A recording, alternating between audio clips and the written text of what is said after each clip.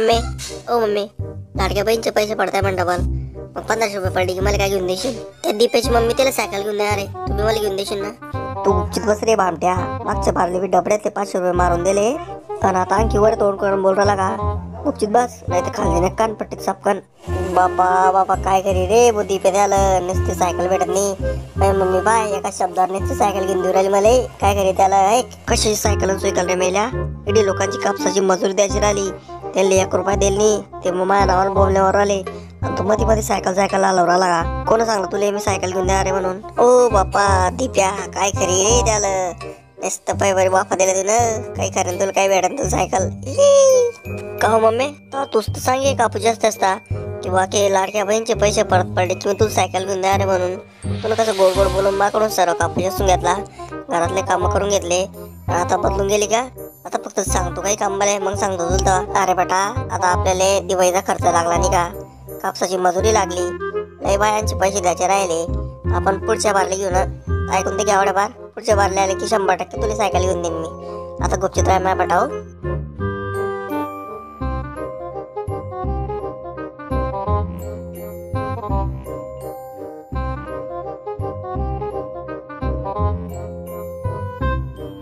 जाय वय तिकडी दरबारले तू असंच सांगते मला. माकडून किती काम करून घेतलं गोड गोड बोलून, दरबारले म्हणते पुढे घेऊ. कधी घेशील जीव गेल्यावर? आता फक्त तुम्हाला काही कामच सांग. तुझं जर आता मी टाकी जेवण बी करणार नाही, अभ्यास बी करणार नाही, शाळेत बी जाणार नाही. फक्त मला आता काही सांगून पाहिजे तू, मग सांगतो तुला काय झालं. गुपचित बसायला तुम्ही मायले का काय मध्ये मध्ये बोल राहिले? इडी काय आमचा विषय चालू आहे का बहीण? मला मागच्या वारचे 7,500 रुपये भेटले, पण ते माणूस म्हणतो की अकाउंट बंद करेल, केवायसी करा, केवायसी करा. केवायसी म्हणजे काय व नेमकी मला सांगा ना तुम्ही. परवाच्या दिवशी डबल गेलती किंवा मॅनेजर म्हणतो लंच लंच झाले काय भानगड रात झाली. ते म्हणतात तुमचं खातं मायनस मध्ये जायले 10,000 रुपये भरणे पडतील. मग आता मी 10,000 जर भरले तर मला 7,500 भेटतील का किती भेटतील? माय तुम्हाला काय सांगू मला, मी ना मागच्या बारले मस्त माझ्या खात्यामध्ये 1500 रुपये खातं चालू करता टाकले, तर मला 500 रुपये त्यातून कटून गेले म्हणत तुमचं अकाउंट बंद झालं होतं. त्याच्या 200 रुपये कापले आणि 300 रुपये डेबिट कार्डचे कापले. काय सांगते आणि 1000 रुपये आता बँक खात्यात उरले. तर म्हणता आणखी 500 रुपये टाका, मिनिमम 1500 रुपये बँक खात्यामध्ये पाहिजेच. आता काय करा, मला नुसता कटाळून गेला. तिच्यात माझा नवरा पाला पिठाड बोकाचा 1 नंबरचा. डबड्यातले पैसे मारून देतो आणि पैभरीच दारू पिऊन घेतो. काय करा नुसता कटाळून गेला मला माझ्या नवऱ्याचा. का शारदाताई मुख्यमंत्री साहेब म्हणत की जर भाजप निवडून आला तर आम्ही स्त्रियांना म्हणजे लाडक्या बहिणींना 2200 रुपये देऊ, पण या भरलं तर ते म्हणताय की 1500 रुपयेच पडणार आहे. नेमके किती पैसे पडणार तुम्हाला तरी माहिती आहे का? काही सांगा बरं मला बी. येडी जावर 2200 रुपयांनी 2100 रुपये देणार होते आणि या भरले 2100 रुपयेच पडणार आहे खात्यामध्ये. तुला कितदार सांगलं, बातम्यामध्ये बी दाखवलं, युट्यूबचे व्हिडिओ पाहत नाही का तू? पहिलं ना ते बँक खात्यात 500 रुपये टाक, नाही तर तेवढे कापून घेते बरं. ते लाईनीच बोकायचे राहत आहे बँकेवाले. मागच्या बारला गेली मी तर म्हणे पहिल्यानं म्हणत आधार कार्ड आणा, दुसऱ्यानं गेली तर म्हणत पॅन कार्ड आणा, तिसऱ्यानं गेली तर म्हणत तुमच्या खात्यात 1 रुपया बी नाही, तुमच्या खात्यामध्ये कमीत कमी 1500 रुपये टाकणे पडतील. तर मला समजलं. मी ना एक सपकन त्या बँक मॅनेजर कानपट्टीतच घालून बसली तडल्या तडी. म्हणलं बघ खातं चालू करणार का नाही तुले? तेव्हा त्याला कुठे माझ्या खातं 1500 रुपये घेऊन सण चालू करलं माय. केव्हाशी असं साधं बाधं बोलणंच पडत नाही, तट सवान बोलणं पडत त्यांशी, तेव्हा आपलं काम करणार आहे का हो माय? पण हे म्हणताय हप्ते टाकू 2100 रुपयाचे, पण मागच्या मारले त्यांना आपले 7,500 रुपये दिले. पण ते महाग किती दान काढून ठेवली.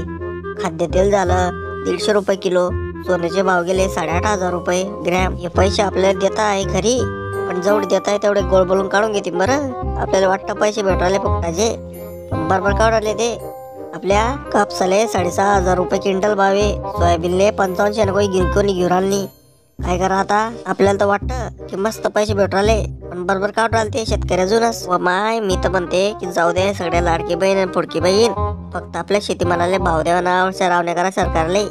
नाही तर ना आपल्याला भेटतील 1,500 रुपये नाही ते 2100 रुपये, पण आपल्या कापसाले शेतीमालाले कोणीच कुत्र बी खाणार नाही. म्हणून तुम्हाला सांगते की काही गरज नाही आपल्याला, फक्त आपल्या शेतीमालाला भाव भेटला ना आपण पोटभर खाऊ. म्हटलं तर या तुमच्या सरकारले म्हणा की आमच्या अजून पैसे घे जावा ना, पण आमच्या शेतीमालाले भाव द्यावा ना, तेवढीच प्रार्थना करा आपल्या सरकारले. या सरकारनं देल फुकटाच्या पैशापायी सगळे मजूर मस्त येऊन गेले, काहीच काम करता नाही वावरात, मन तशी मजुरी वाढून गेली.